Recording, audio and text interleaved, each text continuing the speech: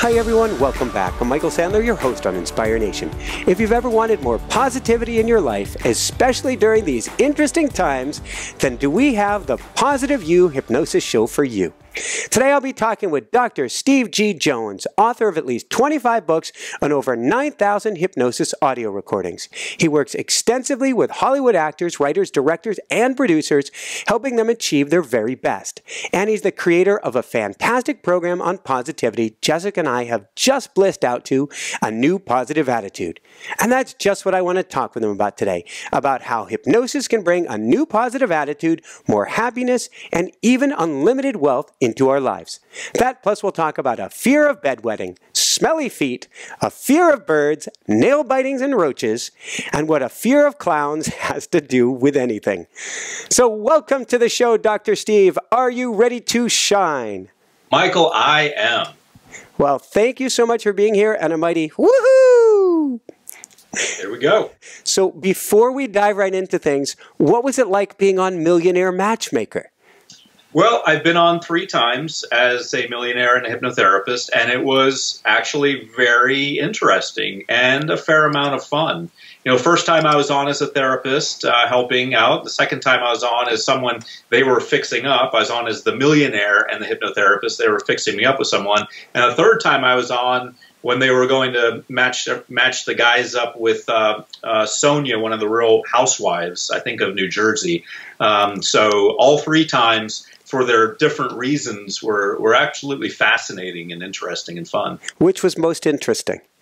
Probably the second one, where it was all about setting me up with someone and not setting me up with one of the Real Housewives, not having me work on someone, just focusing on helping me. I found that very, very insightful, actually. Patty is now a friend, and she's a business partner and a good person, and I think it did a lot of good. I got to watch that episode, and it seemed very insightful into your life, or a real healing experience. Both, yeah. I got a lot of insights into my life, because you can look at your life and say, okay, there's my life. But when you have an expert looking at it, like Patty, a relationship expert, it looks completely different. You see things that you didn't see before. I love that, because they get to look at your blind spots, the thing that you know what you know very, very well, but you still can't see where the mirrors don't reach. Exactly, and that's where you have to humble yourself a lot. You have to be open to it, and you have to leave your ego at the door, and then you make progress, and that's what happened with me. Awesome, awesome. If you don't mind me asking, if you do, I strike it from the record. Have you been able to really get in touch with your daughter? Well, daughter is an interesting term, because we adopted there was a mother who couldn't raise her child, and we were both in the church. Church of Christ. I was a preacher in the Church of Christ, so we used an attorney to reach out to a single mother who had a child out of wedlock within the Church of Christ. Yeah. And we adopted her. I was her father for several years, and then after I left, the new guy came in and adopted her. So just, you know, when we say my daughter, I just want to clarify some things that I couldn't clarify on the show because of time constraints. But I did reach out to her, and I did hear back from her, and then I reached out to her again and haven't heard back since. I don't want to seem like a pain, so, you know, it's an open door if she wants to walk through it. And it sounds like, from a karma perspective, a healing experience. You stepped through that doorway. There you go. Absolutely, yeah. So let's go from there. I want to dive back all the way to high school, or when was the first time that you got interested or experienced hypnosis? Well, I was in high school. I was in Riverside Military Academy in Gainesville, Georgia. You know, people's parents threaten them, send them to military school or boarding school, and mine actually did. So beware of that, kids. If any kids listening, your parents might actually follow through. So there I was in Riverside Military Academy, 10th grade. I went from 10th, 11th, to 12th grade. Didn't like it, didn't want to be there, looking for any escape I could find. I found that escape in a book called The Complete Guide to Hypnosis by a PhD psychologist named Leslie LeCron. He's no longer with us, but he was a good guy. A little paperback book, The Complete Guide to Hypnosis. That started me off. started hypnotizing my roommates. Kids came to me wanting to learn better and run faster. The smart kids came to me wanting to learn more efficiently. The athletes came to me wanting to exercise more efficiently. So all these years later, it's the same thing, except now the smart kids are NASA and the athletes are the Dodgers. Were you at the time, were you doing it the same way? And I had the opportunity to listen to a few of your beautiful recordings where you were just talking people back, or my experience with early hypnosis books was literally the watch going back and forth. Well, I didn't do that. I had a bunk bed there in Riverside Military Academy. I was at a bottom bunk, so it was perfect. So I'd have my clients come in, which were fellow cadets, kids like me in high school, and they'd want to work on something. It started off as just me having fun and exploring this hypnosis thing, but eventually kids started finding out. And so they wanted to be hypnotized. So I'd have my little office set up in my bunk bed. They'd lie down, and I would just have them close their eyes and count backwards and imagine relaxing scenery. Didn't have to use a pocket watch. I don't think Dr. Lacrone mentioned that in his book, the pocket watch, or at least I don't recall that part. So, and I can't speak specific to his book. I just remember diving in early on and reading about this stuff, thought it was so cool, but the idea of going out and hypnotizing others, it wasn't my path. It didn't occur to me. What got you, I think maybe it was probably, we already heard this long line of kids. What really got you hooked on it, though? Well, it worked. I mean, I would have, so I started playing around with it at first. And I said, when you hear me say the word pepper, you will have to scratch your nose. Because I just wanted to test it for myself at first before I started actually helping people. I was experimenting with it. And so then we'd sit at their table that night. We had assigned tables. The officers had assigned tables. So if I hypnotized an officer and told him, when you hear the word pepper, you'll have to scratch your nose, then I could sit at his table in the mess hall where we ate that night. And I told everyone how I programmed him. So we're all saying, pass the pepper, pass the pepper. He's passing the pepper to a variety of people, but scratching his nose each time. So I thought, I'm on to something here. I told him that when he hears the word pepper, he'll have to scratch his nose, and it's actually working. That's called a post-hypnotic suggestion, by the way. Eventually, I realized I could use that to make athletic performance better. When you're up on the pitcher's mound, you're in the zone. To make scholastic performance better, when you're in the class, you're retaining information. It's reminding me. You're just blowing my mind. I'm remembering back to, I don't even remember if it was 7th grade. It was a class that I had read on the beach, somehow weirdly appropriate to now's time, and I was hypnotized or self-hypnotized. I don't even remember what it was, to hold an arm in the air for the entire class and not get fatigued. And that showed me, wait a second, there's something to the power of the mind. I should be getting fatigued, but with some message going on, it's working completely differently. Yeah, I have videos like that on YouTube where I do that. Those types of physical demonstrations are very helpful in proving or demonstrating to people that this is real stuff. The stuff like confidence building and motivation, sometimes that's not measurable, but when you can hold your arm out for 45 minutes without feeling fatigued, that says something to you and those who are fortunate enough to observe that. What is it really saying? It's not so much mind over matter, is it? What's really going on? Well, if we realize that the mind and the body are really one, that helps a lot. Oftentimes we think, there might be a mind-body connection. Well, of course there's a mind-body connection because it's the same thing. Our brain is inside our body. It's part of the same system. So it naturally follows that it would have control over the entire body. So all we're seeing is the natural functioning and the natural connection of the mind and body in action. And we see it in more profound things than that. Even back to the 1950s, they were causing people to stop bleeding using hypnosis. So your brain controls the physiology of your entire body.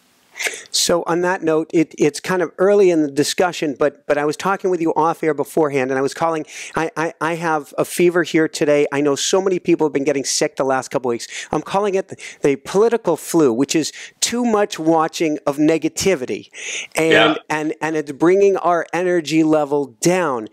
Can hypnotizing us or working and getting into more of a positive vein help bring our health back up? Oh, absolutely. I mean, your health is controlled to a large part by your thoughts. And this shouldn't seem to be any metaphysical thing at all. This is just natural because, as we've already established, your brain and body are connected. So if it can stop bleeding, if it can allow you to hold your arm out for 45 minutes without feeling fatigued, it can also regulate the other functions of your body, one of them being the immune system. When we know that the immune system is extremely vulnerable to outside interference, it's also vulnerable to inside interference caused by outside interference. So you take in all these negative things, your thoughts start turning negative, and then the output from your brain that affects your body is negative. Can you actually do rewiring of the mind so that you're able to, I call it touch and go at the moment, get information if you feel you need, but without it turning into a toxic stew inside of you? Oh, absolutely. I think, and it's different for everyone. You know, for me, I have right now, I have the new Alexa thing where I can ask it to tell me the recap of the news. So it gives me in a very succinct, bite-sized portion the types of news I want. I want a little bit of financial news. I want a little bit of world news. And, you know, I get that every morning as opposed to watching CNN all day long and the latest breaking news designed to grab you and make you concerned so that you'll keep watching. So, yeah, there is a way to take in the information but do it in a healthy way. What is the mechanism going on behind hypnosis? That is, later I want to get into kind of emotional blocks, but since we're talking about positivity and rewiring in that aspect, what's the mechanism that's going on here? The mechanism that allows you to rewire your thoughts? Yes, to rewire your thoughts or to get into more of a positive state. Well, it's simply, if you are inundated by news of a negative sort, that's going to activate the fight or flight part of you. You know, you're going to constantly be on alert. You're going to think you're under attack somehow, even though most Americans are not. You know, they're just, I mean, even when they hear about things going on overseas or hear about political things, most of those things will not have a direct impact on them in that moment or anytime soon. There are some things that may affect them long term, but in the moment, there's really no threat. So it's the idea of rewiring that is, first of all, as you alluded to, separating yourself from that constant bombardment of information that's causing you to be on the fight or flight alert all the time. And then once you've done that, once you've gotten that out of your realm of experience and gotten your news in bite-sized chunks that are more digestible, then you're able to start programming yourself as the news would. So you think, okay, what would the news do? Well, the news is trying to heighten my alert so that I'm watching the news, so I'm dependent on the news, and always thinking something bad's going to happen. If I don't watch the news, I'll miss it, and maybe I'll die or something horrible will happen to me. I mean, that's kind of the state they want you in. So you get rid of all that. Yep. Done. You get your news in bite-sized chunks, and then you start filling in those gaps where your brain's looking for information. You start filling that in with positive things. You know, these things that we make fun of, like affirmations. We start hanging around positive people. We start saying positive things to ourselves. We start listening to and reading positive things. Those things at first won't be as sexy and as exciting as the news, but they're going to have a much better effect on you and your health. It's something Jessica, my wife, she's the producer of the show, and myself, what we've been doing is to counterbalance. If we see something that's quote-unquote negative, she goes to the kitty videos, the cute and fuzzy kitty videos, and goes watching something cat-related. I go looking at natural scenery, and what can I do of having some scene that completely blisses me out somewhere in the world to kind of connect or ground to our natural state.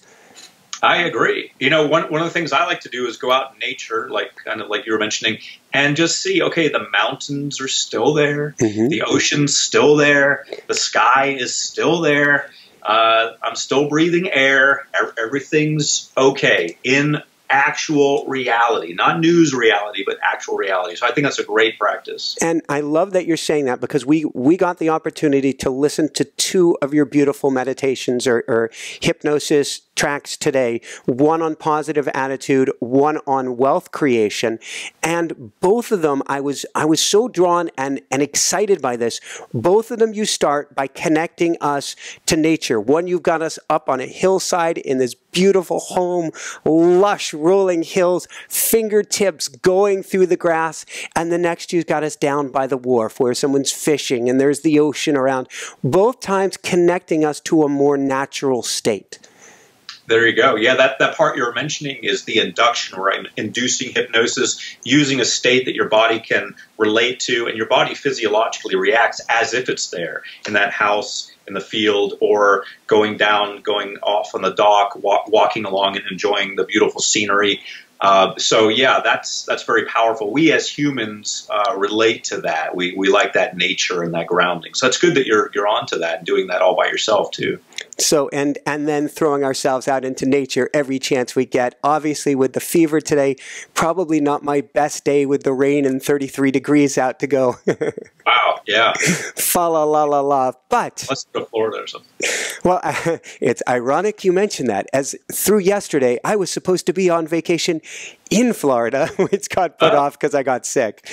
Oh. Well, I'd encourage you to get there. Well, you can fly when you're ill. That's not nice to the other people. But. You know, I was like, mask. I'm like, that's just not kind to anybody else. I can't do it. I can't do it. On that note, let's talk about what's going on with here and how hypnosis, one of the big things people listening to the show, and I do lots and lots of coaching, they come to us with subconscious blocks, sort of like law of attraction. I've been saying the mantra and doing it and journaling and this and that and the other thing, and I can't get past it. And I think this is where hypnosis can help. Absolutely. I mean, I'll be doing an event next month with Joe Vitale, who is in The Secret. We'll be doing it about Ho'oponopono. My absolute favorite. And we had him on last week, and we were talking about that.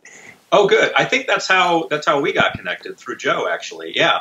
So, so in that case, you know, you have a lot of people who are interested in being more spiritual and so forth, but the challenge for them is that mental block that they have, or a series of mental blocks. So you can learn information like Ho'oponopono, for example, but still have trouble applying it because you're not able to accept it into your mind as something that will work for you. And so you start to work against it. So hypnosis is very helpful in bridging that gap. So let's take that example in particular, and that's what I've been doing every evening right now. Is I've been Ho'oponopono either to myself or to others there, where it seems like there's a challenge in the world today, because I figure the more that I can help heal myself, the more that I'm going to help heal the world as we all bring up our vibration. How can we relate Ho'oponopono to hypnosis? Well, if we look at the essence of Ho'oponopono, it's a very straightforward system.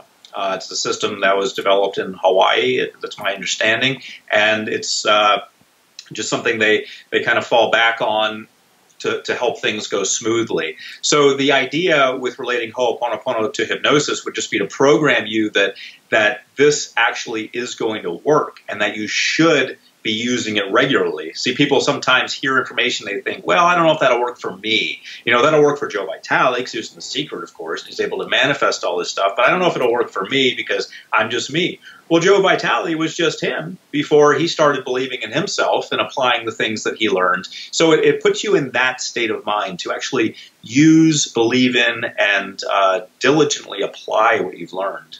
So, and Ho'oponopono, for people listening who don't recall what it is, it's just 4 simple phrases you repeat over and over to yourself. I love you, please forgive me, I'm sorry, thank you, and it can be said in any which order, but just, I love you, please forgive me, I am sorry, thank you.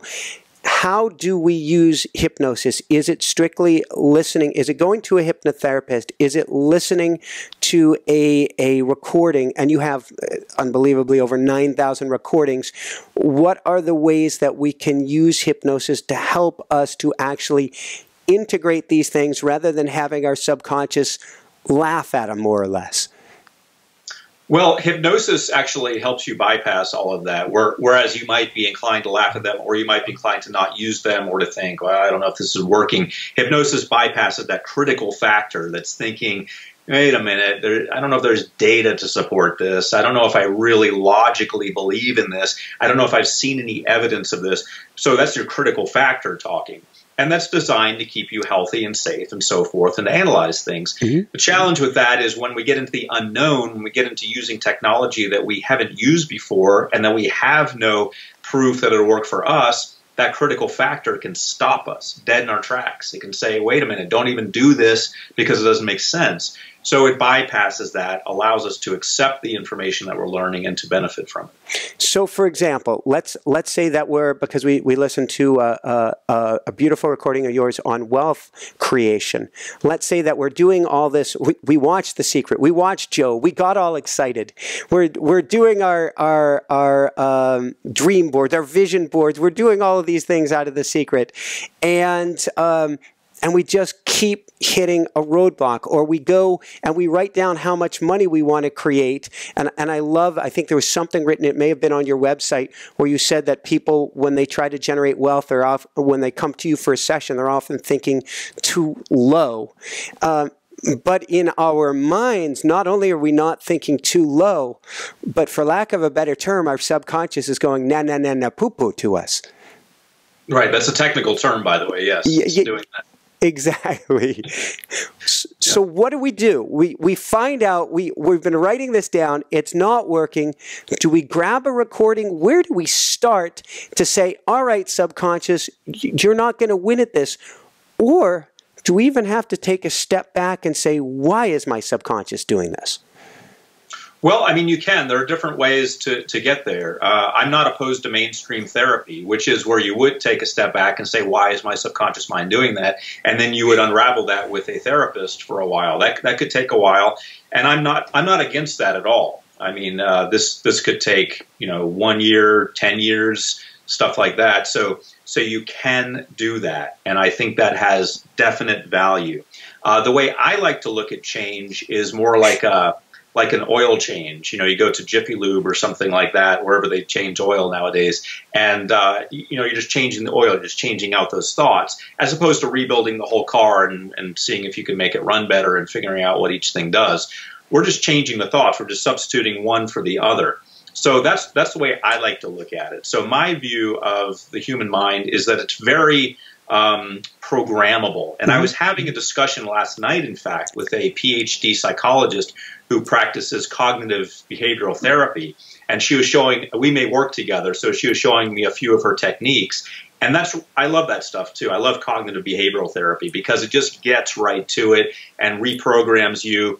You would probably like it too if you haven't already experienced it, because it's very logical. It just lays it out, and it basically challenges you to think, okay, is this working for me? Or are the thoughts that I hold in my mind really logical? Do they make any sense? And they probably don't, because they're probably things that you just put together that really, they're just a lot of fear-based type things. And so that's the way I like to look at it.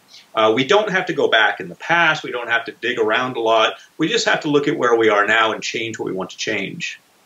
Thank you. When we have dreams, particularly when we're having negative dreams, is a lot of that our subconscious things in our wiring we have to either address or hop past? What is going on there, do you think?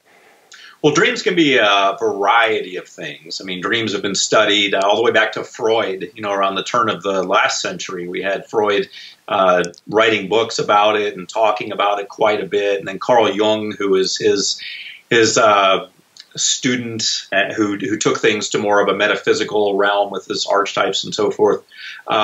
We have a lot of theoretical knowledge about dreams. I would say, to some extent, all of those things are true. Dreams can be as simple as the last thing you saw on TV and you dream about it. May have no other meaning at all except you saw a car commercial, so you dream about that car. It may have no symbolic reference meaning whatsoever. It may just be the thing that was in your head. On the other hand, we know from dream interpretation, I studied this in college, actually, when I started college at the University of Florida. I took classes on the side taught by a PhD psychologist, April O'Connell, who had written a book about dream interpretation, actually put some of my dreams in her book. This was back in the 80s. And we see that there's a system through which you can learn the language of your subconscious mind, and many times it's attempting to communicate with you. So dreams are everything you've heard about dreams. It's all probably true.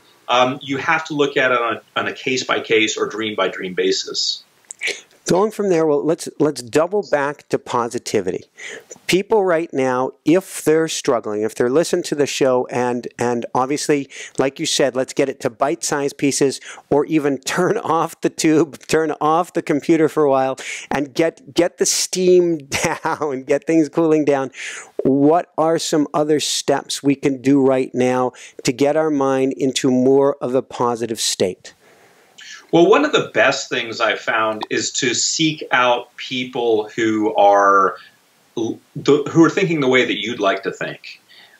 We tend to gravitate toward people who are like us, but it's kind of like the old saying, don't dress for the job that you have, dress for the job that you'd like to have. Mm-hmm. So don't hang out with the friends that you think you should hang out with. Hang out with the friends that you think are at the next level, or are living a life that's, better than yours somehow. I don't believe there's better or worse in this world, but more effective in the way that you want your life to be more effective. So if you're working on financial stuff, start hanging out with people who are more financially successful. Spiritual stuff, start hanging out with people who you feel are more spiritual than you.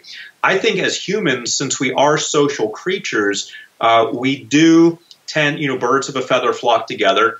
Same thing for humans. We do tend to be a lot like the people we hang out with, and we have control over that, limiting our exposure to perhaps the negative people in our lives and seeking out those groups where we can find positive people. Our incomes, for example, this is something we can look at data-wise. Our incomes tend to be the average of our top 5 friends' incomes. Why is that? That's not just coincidence. That's because birds of a feather flock together. And if you're not like them, you will soon become like them in order to stay in rapport with them. If you fail to do so, you will probably fall out of rapport and not be invited to those group meetings anymore because you're different. But if you hang around with them, you'll probably become like them, and they'll pull you toward that. So that's one big thing we can do. We can change who we hang out with.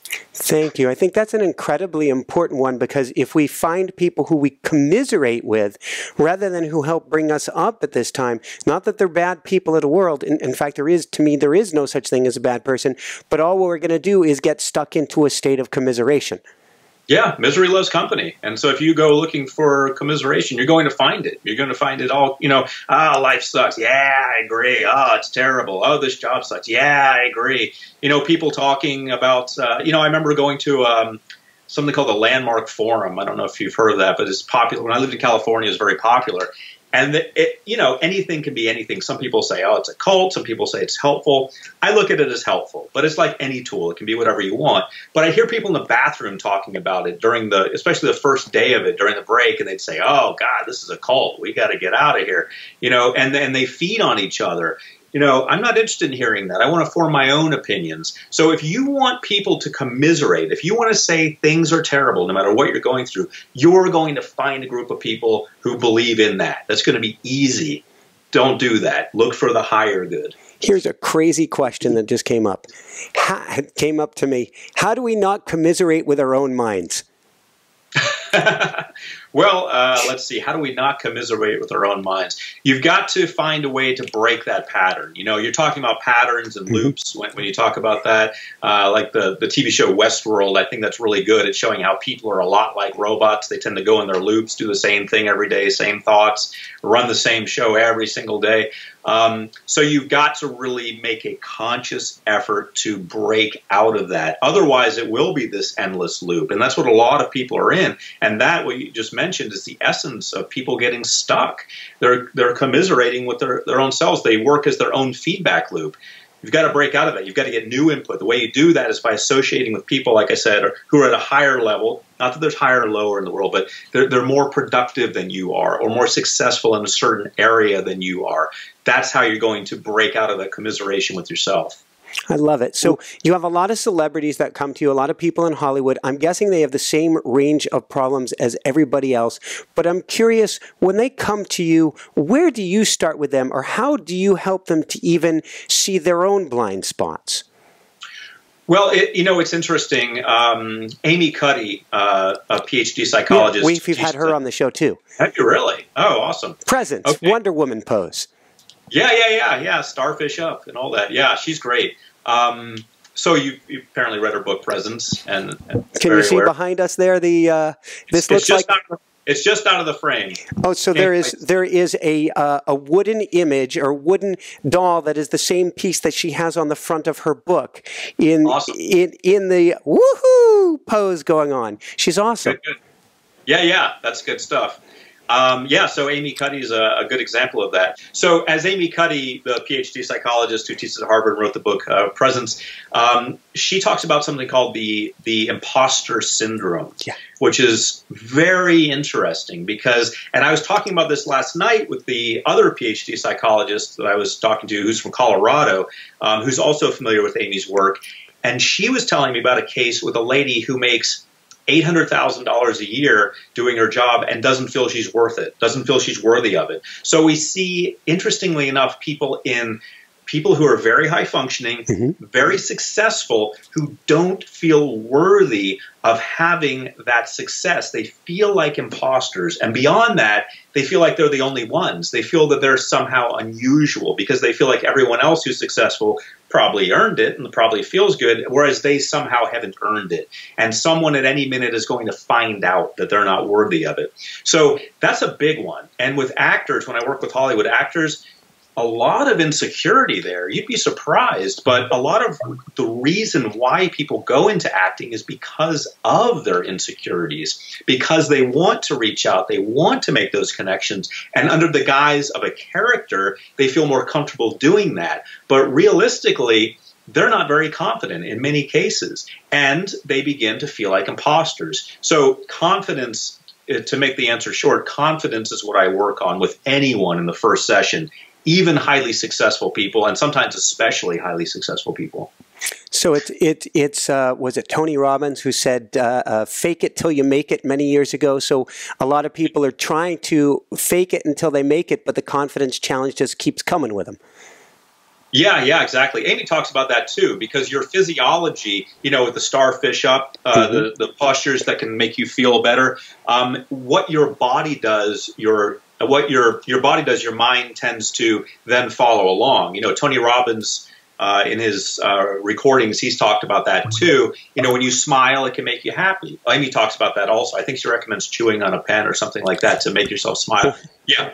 So, it sounds weird. And I'm sure when Amy was on, some of the stuff sounded weird to the audience, but it's actually true. And it's scientifically researched that when you just smile, you feel happy. When you stand in a power pose, you feel powerful. So when we say fake it till we make it, what we're really saying is use something that's been scientifically demonstrated to help you make it.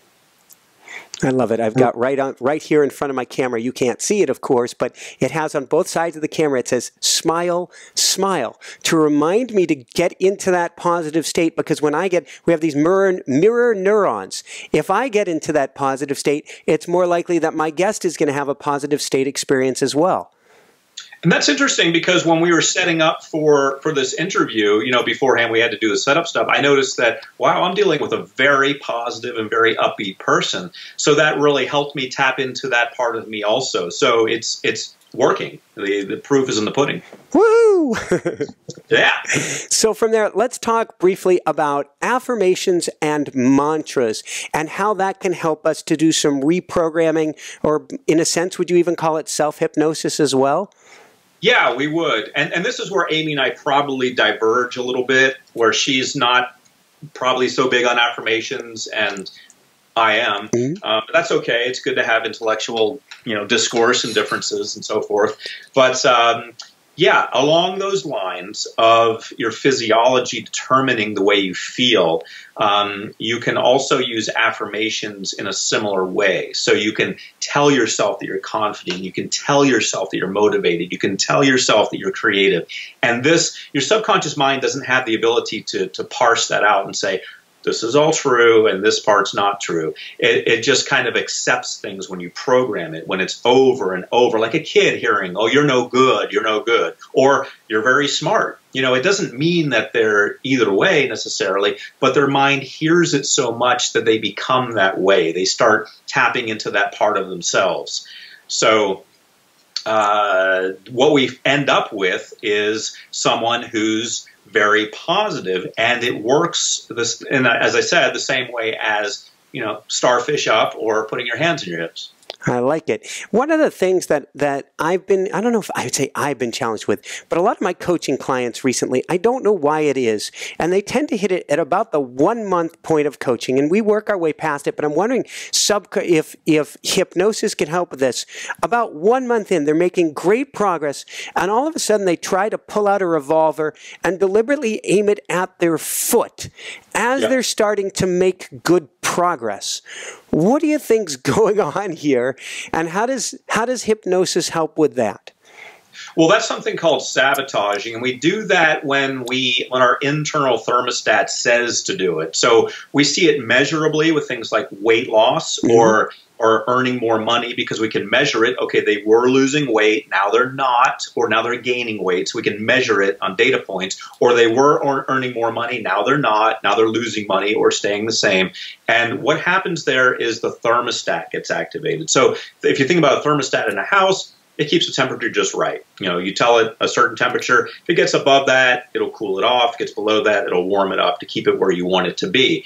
And so our brains are the same way. The way our thermostats get set are in our childhood. You know, we learn from our parents and our surroundings, and our friends that we talked about earlier, what we should be able to do. You know, the size of the house we should be able to have, the amount of happiness we should be allowed to have, the amount of money per year we should be allowed to have, the freedom that we should be allowed to have. We learn all of that in our youth. And unless we take the time to deliberately reprogram that, that's our thermostat. So you start earning more money than you think you should have, well, you're going to sabotage. Maybe start gambling, or maybe start wasting money. You earn less money than you think you should, and you'll get a job and start making more money. So you stay in that very narrow band. We do that with relationships. We do that with money. We do that with happiness. We do that with all kinds of abundance categories, abundance of fun and travel and so forth. So hypnosis allows us to rewire that. That's why I like hypnosis so much. It allows us to get out of that hypnosis that we're already in. Thank you. On that note, what can you tell us about hypnosis and one of the biggest challenges, which is self-love or self-compassion?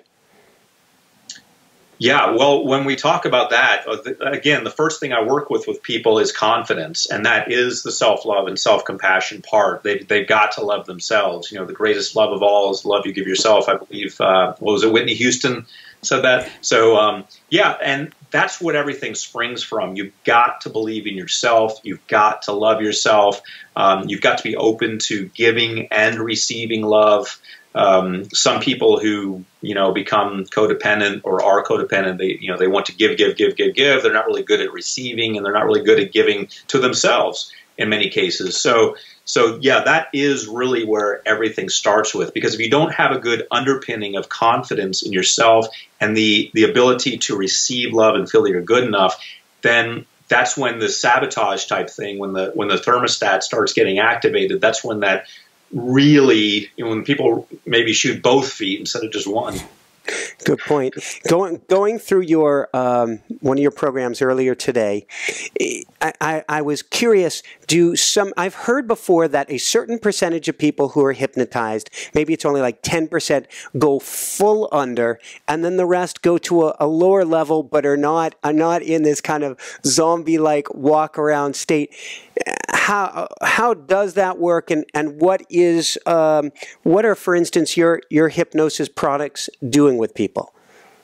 Well, everyone is suggestible, and I look at it as similar to electrical conductivity. Harvard and Stanford got together and created something called the hypnotic scale of susceptibility, as they call it. I don't like that word. I like suggestibility, but same thing.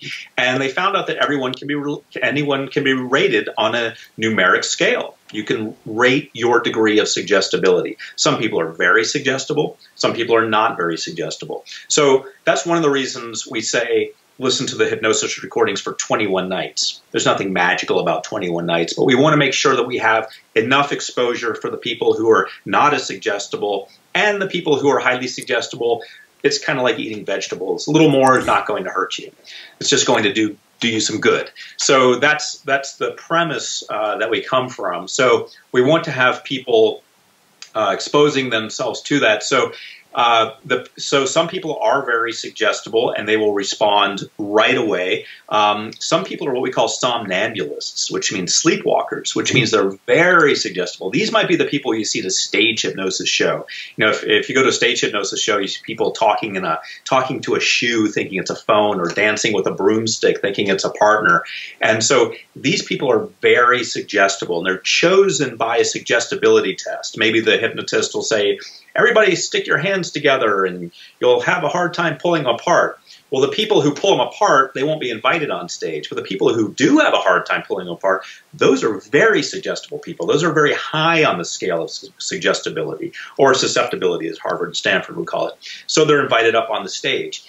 But that's stage hypnosis. What I work in is clinical hypnotherapy. And so I'm not just a one-shot deal where I'm just going to entertain a group of people, and if it works, great. If it doesn't, get off the stage. I'm going to give a person a recording of the session. They're going to be able to listen to it for that 21 nights. So even the less suggestible people will be able to respond. The reason I say it's like electrical conductivity is because every substance on the planet will conduct electricity. Some conduct it very well, like metal. Some conduct it very poorly, like wood. But every substance on this planet will conduct electricity. Similarly, every person on this planet is suggestible. It's just some people need a little more exposure to it. Thank you. That makes sense. So toward the end, we're going to do a brief hypnosis. Before, we've got a few wrap-up questions before that. And one last question before we dive into some wrap-up is, where does kindness and compassion fit in? Can we cultivate that with hypnosis? Oh, absolutely. And again, it starts with us. We have to be kind and compassionate to ourselves. And we've got to realize that that's where everything starts with. But yes, absolutely. You can definitely cultivate that, because you can program yourself for anything. So once you have yourself in a hypnotic state, whether listening to a recording of mine or someone else's, or doing self-hypnosis, or going to a hypnotherapist, once they have you in that hypnotic state, they can program you for anything that you want to work on. And that is definitely one of them, kindness and compassion. Thank you. What are a few of the craziest things? I was mentioning earlier, smelly feet, fear of birds, and fear of clowns. What are a few of the craziest ones you've worked on?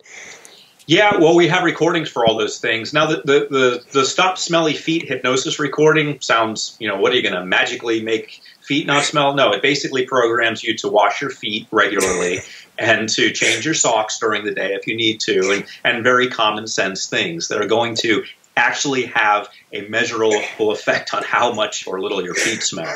So it's not as if I'm magically getting rid of the bacteria on your feet or anything. Same thing with the Stop Smelly Breath. It just says, take better care of yourself, go to the dentist, that type thing. And then the overcome fear of birds. Some people are actually afraid of birds, so that gets into more of psychological type programming, where we're desensitizing the person step by step to overcome that fear. Watching it on a screen, in a movie, and then going into that movie and taking part in that. It's a process that psychologists have been using for a long time, so you can desensitize a person step by step. Some of the stranger things that I think get people's attention are like overcome fear of clowns, overcome fear of frogs, overcome fear of roaches. But once we understand that those are legitimate fears for a lot of people, I grew up in Fort Lauderdale, Florida. A lot of people are afraid of what we call roaches, but are actually palmetto bugs. Small tanks. Yeah, they're about this big, and they fly through the air, and they could potentially land on you. They're not poisonous, they can't eat you or anything, but they're really scary. And people don't like them. We have an overcome fear of snakes recording.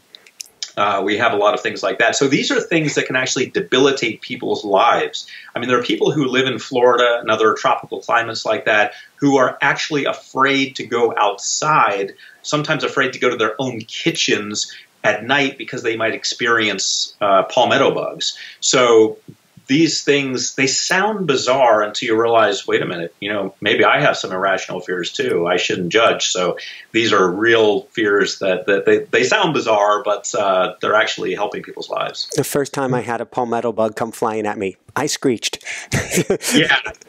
I just say run the other way. You see a palmetto bug come and just What words of wisdom would you give for parents, for their kids, or how hypnosis can help kids today? Well, I do have a lot of recordings for life stages, age, 0 to 10, 10 to 20, 20 to 30. I believe each life stage has its own challenges.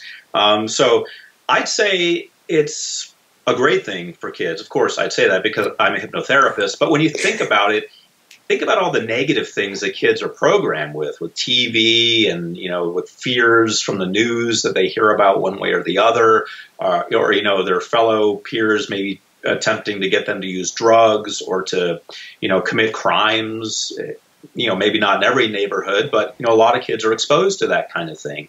And hypnosis is that common sense, good for you message that's getting to them. So a lot of parents will play my hypnosis recordings say they have the parents in one room and the kids in different rooms.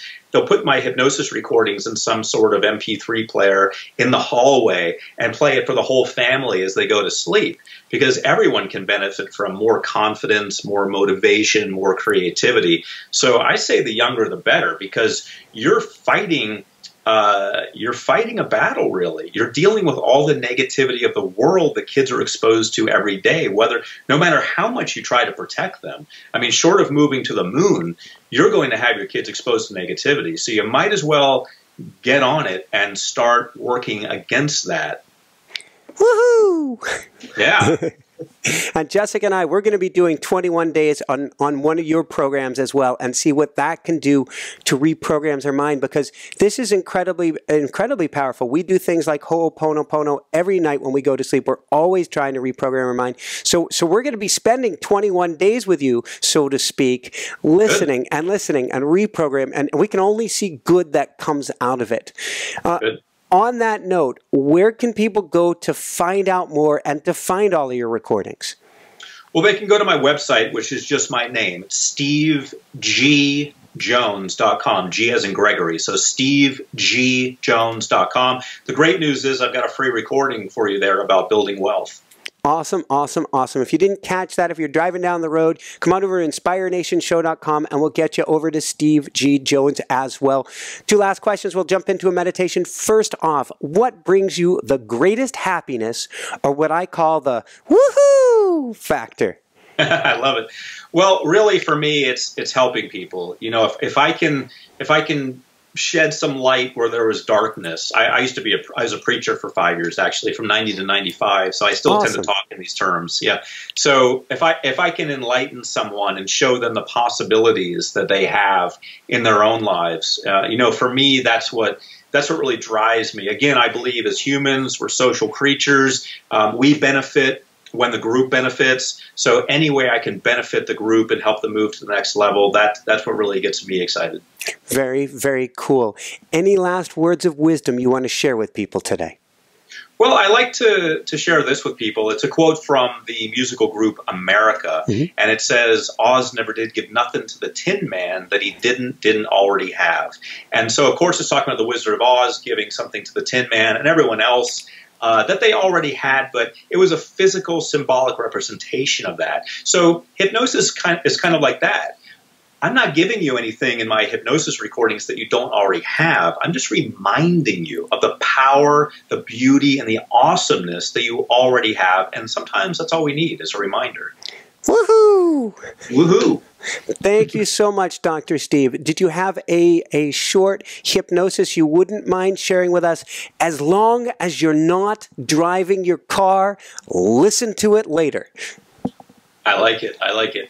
Yeah, don't listen to the rest of this while you're doing anything that requires you to, walk around or move around. Only listen to the rest of this if you're sitting down or lying down. It won't be disturbed. And I'd be glad to do that. All I need is how long you'd like it to be, and I need a topic. Let's say 5 to 10 minutes, more or less. And topic today, positivity. Sounds great. All right, let's do it. So before we're clear for takeoff, a few more housekeeping tips. I want to make sure that if you're listening to this, again, you are only sitting or lying down. You're not operating a motor vehicle. You're not doing dishes. You're not vacuuming. You're not jogging. You're just sitting or lying down. And You're going to be closing your eyes and you're going to be imagining some things. I'm only going to put positive thoughts in your mind, and it's only going to take 5 or 10 minutes. Keep in mind, a normal hypnosis session is much longer. It's half an hour to an hour long. So I'm going to give you a condensed hors d'oeuvre type session. I'm going to give you a little sample of hypnosis. You may be aware of everything I say during the session. That's fine. Don't worry about that. That's absolutely normal. Okay, so on that note, Michael, you ready? I am. I'm going to sit back myself and join the ride, seatbelt in, eyes closed. I like it. Tray tables up. All right, clear for takeoff. Okay, so what I'd like you to do, everyone listening to this, what I'd like you to do is to take a deep breath in through your nose, inhaling slowly, hold it, open your mouth slightly, and exhale slowly. Good. And then another deep breath in through your nose when you're ready. Inhaling deeply, holding it, and open your mouth slightly, exhaling very slowly. Good. And then continue breathing easily, effortlessly, and comfortably, realizing that in just a few moments you are going to be completely relaxed. Now, in order to help you relax, I'd like you to imagine yourself on a beautiful island. This is your island. You're alone and safe and protected. You are very relaxed. As you walk on the sand and feel that warm sand on the bottom of your feet, feel the breeze blowing on your body. In fact, between the gentle breeze and the sun, the temperature is just right. And you can hear a few birds in the distance. You can see a few white, wispy clouds in the sky, and you can smell that unmistakable salty air. I'd like you to slowly walk down toward the edge of the water, just relaxing as you go, unwinding. That's right. And when you reach the edge of the water, I'd like you to take a few steps back to a safe, dry, comfortable spot where you're going to sit down. And you're going to watch the sunset because it is the end of a beautiful day. And as you sit down, you find yourself relaxing from head to toe, and the relaxation starts in the top of your head. It's as if you bring a ray of sun in through the top of your head and relaxes your head, moves down to your shoulders, through your body, relaxing your shoulders. So as you sit watching the water, you relax. Relaxation from the sun moves down your arms now to the tips of each and every one of your fingers, allowing you to relax even more now. The warmth of the sun moves down your body, down to your abdominal area, down to your hips, down to your legs, all the way down to the tips of your toes, relaxing you as it goes. And in just a few moments, you're going to watch the sun set. Again, it is the end of a beautiful day on your private island, on your private beach. You're going to watch the sunset over the water. And as the sun sets, I'm going to count backwards from 10 to 1, so that by the time I reach that final number of 1, you will be completely relaxed and at ease, and the sun will have set completely on the horizon. Starting with the number 10, the sun begins to set slowly on the horizon. 9, the sun sinks lower and lower as you relax more and more deeply now. 8, down, down goes the sun as you relax more and more deeply. 7, so very, very relaxed as the sun sinks lower and you enjoy being on the beach, just sitting and relaxing. 7 becomes 6, and then 5 as you relax, the sun sinks lower and lower. 4, 3, down, down, relaxing more and more deeply. 2, at the count of the next number, the sun will have set completely on the horizon and you will be completely relaxed. All right now, 1, the sun has set completely and you are completely at ease. And because you are so relaxed and at ease, your mind is open to positive productive, powerful suggestions that will help you. I'd like you to imagine now that you are standing up at the edge of the water. The sun has set, but there's still a little glow from the sun. And I want you to realize that you have a backpack on your back. You're wearing a backpack. And in this backpack are things that have slowed you down in the past. These are negative things that you have said to yourself or that others have said to you. This backpack is full of those things. Negative words you have used to describe yourself, negative thoughts that people have given you, limiting ideas, limiting beliefs that you have taken on, that you thought were your own, but they were simply ideas. And they're all in that backpack now. I'd like you to imagine taking that backpack off of your shoulders one strap at a time, first the left strap, then the right strap, letting that backpack fall to the ground, fall to the sandy beach. This is just your imagination, so if you'd like to, you can imagine throwing that backpack into the water. Remember, it's just your imagination.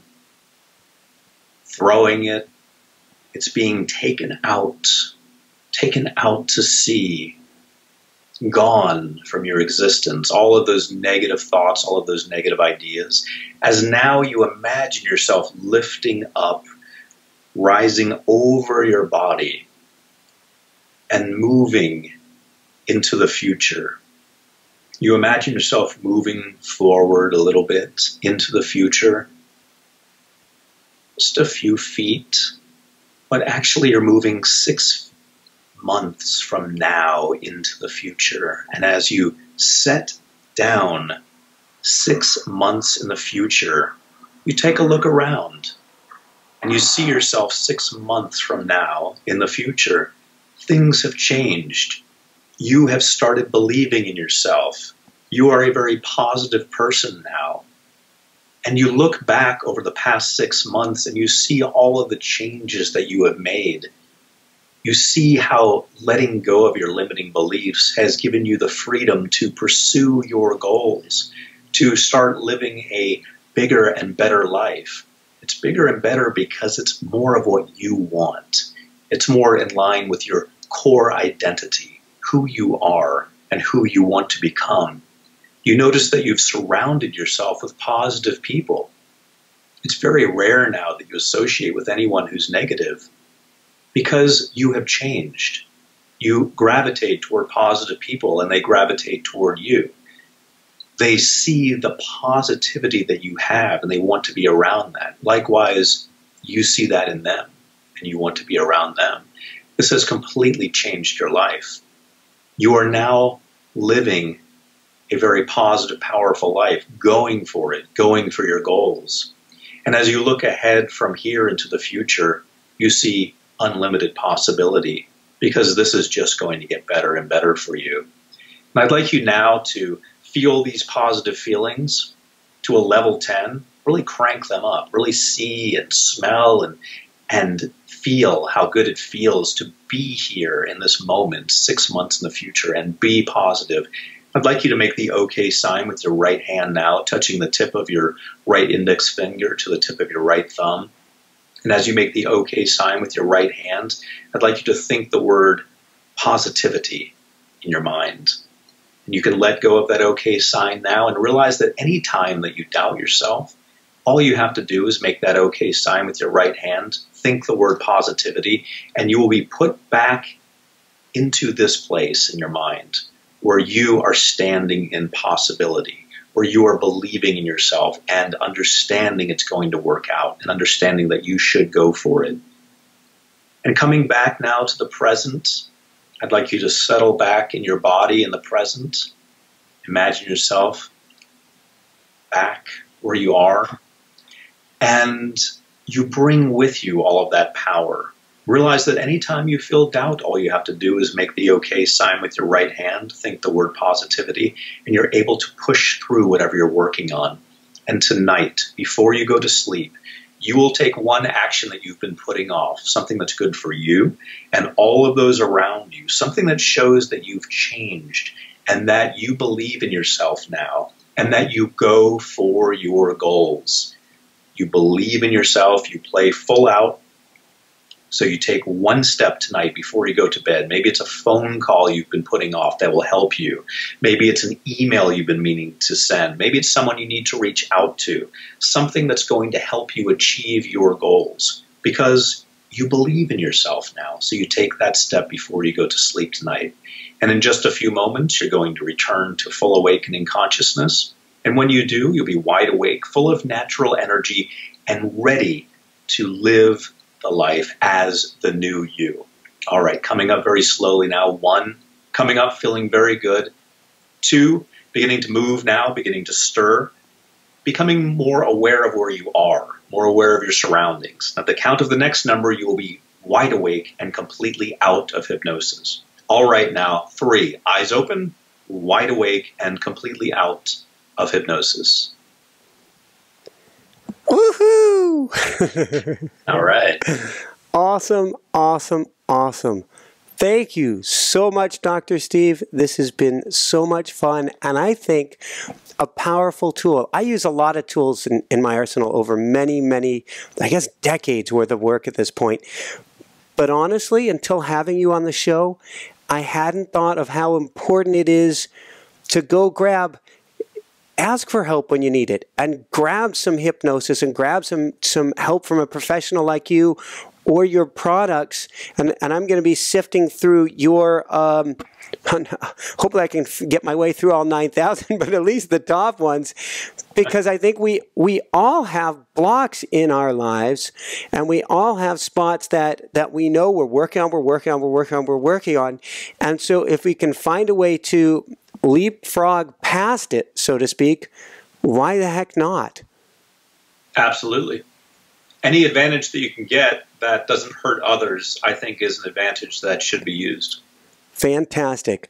Well, thank you so much for being on the show then. For everyone out there, this is Michael Sandler saying, be well. You can see I'm sick and I'm energized now.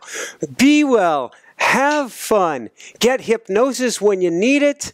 And shine bright. Woohoo! Thank you so much. My pleasure. Thanks so much for watching. If you enjoyed it, be sure to like below. Also, leave your comments. Have some real fun with it. Subscribe to our channel where you're going to get more great videos, more interviews coming up. And check out our website, inspirenationshow.com. That's where you'll find tips, blogs, information, videos you won't find anywhere else, and useful and helpful resources to really help you kickstart your life and to shine bright. Thanks so much again. Thank you for your support. Like, comment, subscribe. See the website. Thanks so much and have fun. Of course, shine bright. Woohoo!